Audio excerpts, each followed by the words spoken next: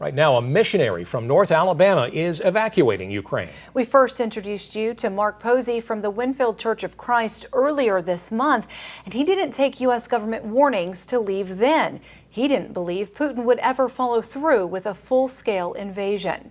WAAY 31's Matt Kroschel spoke to Posey's wife and friends, and Matt, at last check, Mark was still several hours away from that border with Poland.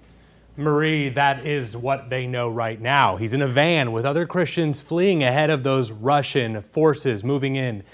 Their plan to cross over into Poland. Then Mark hopes to catch a flight back here to the U.S., but they are stuck in those major traffic backups, as you can imagine, a lot of people with a similar idea. Mark was working with local people leading worship services in Ukraine up until just hours before this invasion started.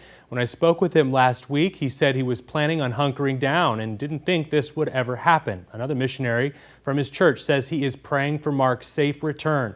And while it is difficult to get updates right now, that missionary back here in North Alabama, glued to his phone as they try to learn more information about Mark's slow evacuation out.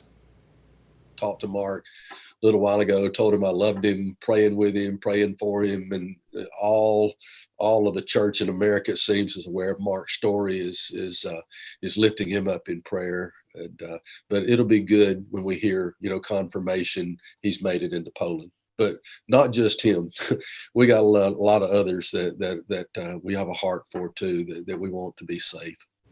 Those missionaries sharing photos with us from inside Ukraine as their church members shelter underground in basements at schools and churches and subway stations.